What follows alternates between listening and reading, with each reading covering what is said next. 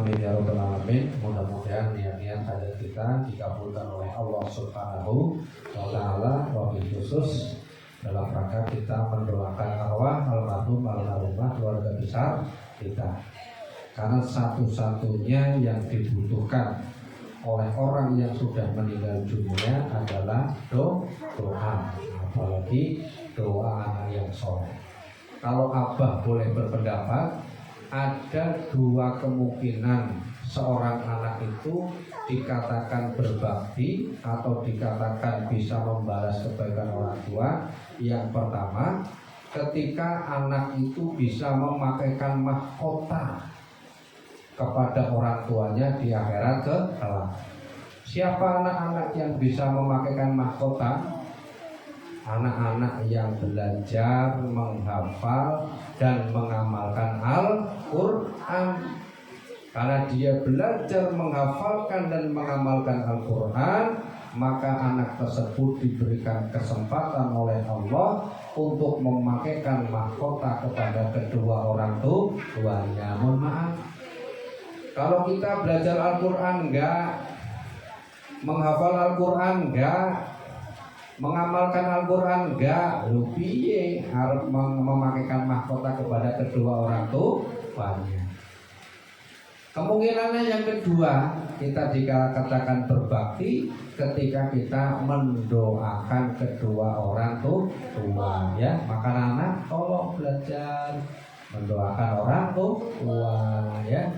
Sudah dibilangin harus nurut mendoakan orang tua. Kalau kepada orang tua saja tidak mau mendoakan, Masya Allah, bagaimana kita mau berbakti kepada kedua orang tua?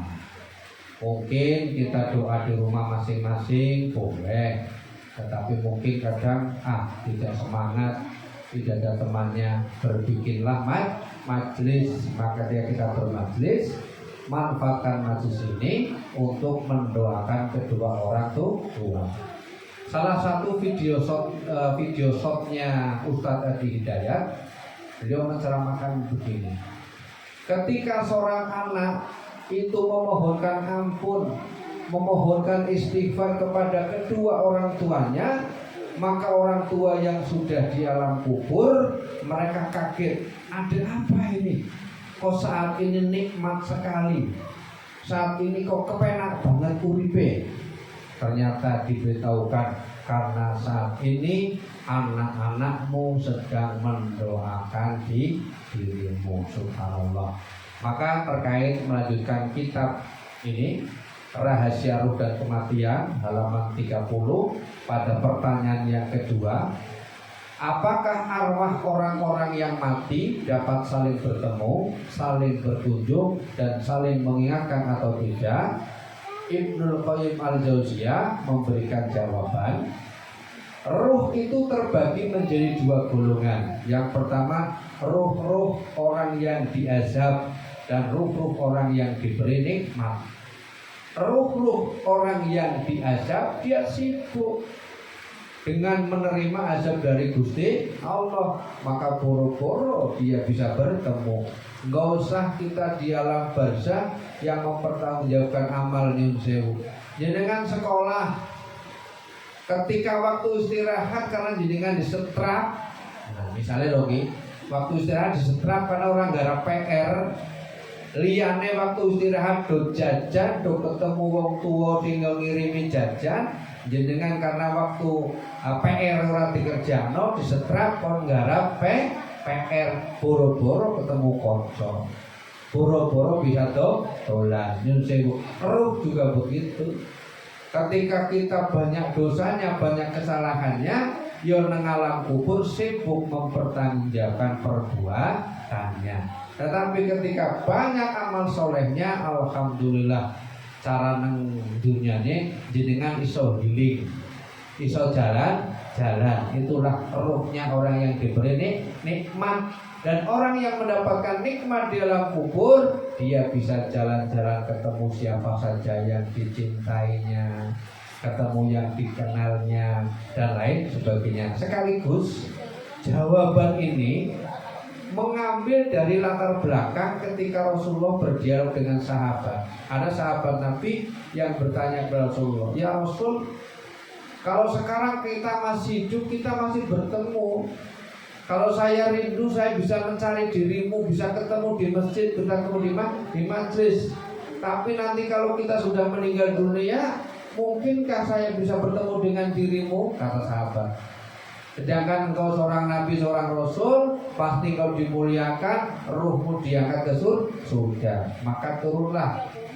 Ya, kisah ini sekaligus menjadi asbabun nuzul turunnya Quran surat An-Nisa ayat 69 yang berbunyi, "Wa may yuti'illah wa rasulahu fa ulaika ma'al ladzina an'amallahu 'alaihim minan nabiyyin was-siddiqin wasyuhada was-shalihin wa hasuna ulaika rafiqa dzalika fadlu minallah wa kafa billahi alima."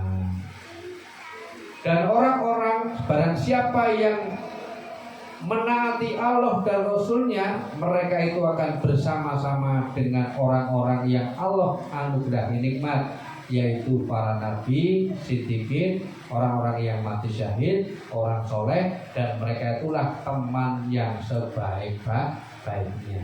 Maka ketika soleh, kita sama-sama soleh, insya Allah nanti di alam kubur, di alam akhirat, kita akan dipertemukan oleh Allah Subhanahu wa Ta'ala. Maka pesan moral yang dapat kita terima, yang pertama, jangan bosan-bosan, jangan henti-henti mendoakan kedua orang tua. Yang kedua, jangan bosan-bosan, jangan henti istiqomah mencari bekal amal soleh yang banyaknya agar nanti kita bisa dipertemukan dengan para nabi, para rasul, para siddiqin, para syuhada, dan orang-orang yang berbuat kebaikan. Ini untuk bab kitab roh dan kematian segitu saja. Oke.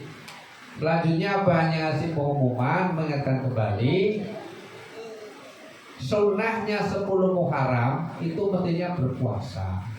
Oke. Yang kedua, menyantuni anak yatim dan fakir miskin. Tapi berhubung menimbang, kata Dewan BMKG Ruseva, beberapa malam minggu kok udan terus, termasuk malam ini Jumat udan, maka akhirnya 10 Muharram biasanya malam kita laksanakan pagi. Jadi dengan amat menyesal kita tidak puasa. Maka dengan sing sanggup puasa monggo bisa puasa tanggal 9, 10, 11. Ini orang sanggup, yuk ngelakoni sunnah yang lain. Kenapa sunnah yang lain? Menyantuni fakir miskin dan anak yatim. Tanggal 10 bulan Muharram sebagai hari rayanya anak yatim dan fakir miskin. Hari raya itu identik dengan senang-senang, dengan rame-rame, tapi senang-senang rame-rame sing positif. Maka apa mengingatkan monggo diajak keluarga jenengan, putune panjenengan ngeramekan ke sini pada tanggal 6 Juli hari Ahad, nggih. Latihan kumpul bareng, ono misale di cara gede cilike pesta kecil-kecilan pesta rakyat, belajar tertib, belajar tertib, belajar antri, belajar mendahulukan orang lain dan lain sebagainya, jaga kebersihan dan lain sebagainya. Kalau jenengan tidak rawuh, ya ora rame. Kata orang Jakarta, nggak ada lu, nggak rame, kan gitu. Ya put ya, kalau tidak ya, nanti hadir ya.